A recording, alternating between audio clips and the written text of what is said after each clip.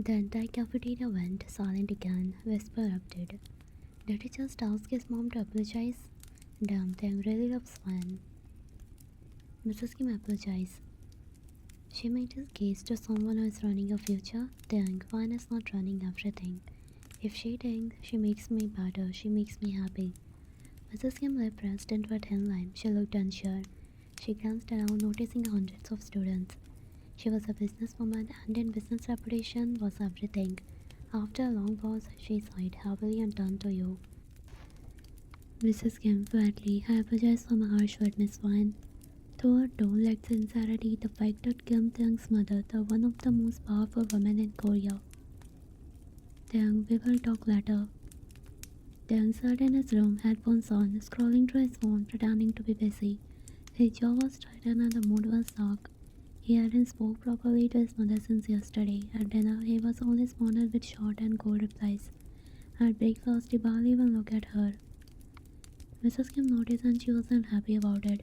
She sighed in frustration, placing a hand down her teacup. Then stop acting like a child and speak properly. Taeyang didn't even glance at her. I'm speaking properly. Mrs. Kim scoffed. You call this properly? Flatly, at least I'm not insulting people in front of entire cafeteria. Mrs. Kim was twitched, but before she could respond, Mr. Kim entered the dining area. Both of them stayed silent. Mr. Kim sighed, setting down his newspaper. Alright, split it. Why are you two acting like this? Mrs. Kim let out an annoyed breath and finally spoke. It's because of one, that girl. Surprise girlfriend. Mrs. Kim crossed her arms. Yes, the reason Taeyang's grade dropped, the reason he's distracted, the reason. Taeyang cuts her off, his voice sharp, the reason I didn't completely break down. A heavy silence filled the room. Mrs. Kim blinked, caught off guard by his words. Mr. Kim frowned, sensing there was more to this than what his wife had told him. Mr. Kim carefully, Taeyang explained properly what happened. Taeyang took a deep breath and looked at his father. Taeyang, her mom asserted one in front of the entire cafeteria. He clenched his jaw. She called her low standard and said I should find someone of my level. Do you know what that means? He let out a harmonious chuckle, shaking his head. It means she insulted me too, because I love her, because she is my choice, and if she is low standard, then what does that make me? Mrs. Kim swallowed, suddenly feeling a hint of guilt. Mr. Kim saw dropping its temple calmly and was exactly his fine, looking at him. You already know him, Dad. Mr. Kim frowned. I do. Taeyang, she hosted a college ceremony 2 weeks ago. You were there. Mr. Kim eyes widened slightly as he recalled the event. The girl who spoke so confident on stage, the one who impressed me with her speech. Taeyang nodded, leaning back in his chair, nodding himself. I remember her now. She was impressive, confident, well-spoken and kind. Mrs. Kim responded slightly. Yes, and if that's the same one, then she's definitely not low standard. Mrs. Kim stayed silent, processing his words, serious tone. You owe her another apology properly this time. Defensive, but the young grade dropped because of her. Shaking his head, no, grades dropped because he was struggling with something deeper. He turned to his son, his gaze softening. Taeyang, what's really going on? Taeyang hesitated, looking away. He hated talking about this, but he also knew he couldn't hide it anymore. Quietly, I was struggling, Dad. He took a deep breath. I was stressed, overwhelmed. I felt like I had to be perfect, and if I suffocating me. So I started seeing a therapist during my exam. You are going to therapy? Yes, I didn't tell you because I knew you would see it a weakness. Sharp pang of guilt hit her. Mrs. Kim just tightened. She had really made her son feel like he couldn't confident in her. Signing, looking at his wife, and you are telling me wine is a problem. Taeyang smiled a little. No, wine was the one who hurt me. She was the one who noticed that I was struggling. Even when I hid it from everyone, she never pressured me. She never made me feel like I wasn't good enough. He looked directly at his mother. She loved me when I couldn't even love myself.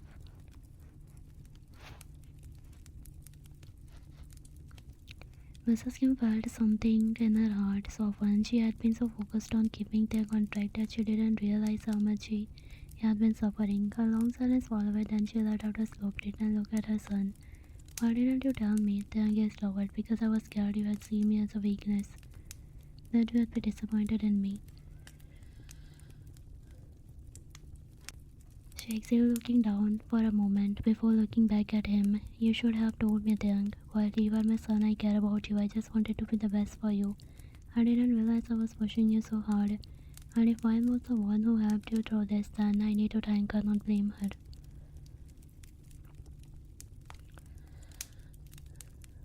Tianga swelled slightly. Mrs. Kim sighed, shaking her head at herself, is making a little. She really shut me up in front of the entire cafeteria. Tiang chuckled, nodding. She did. She did anyone please. That girl has a guts. Next day, Tiang walked into the cafeteria, scanning the tables until his eyes landed on you.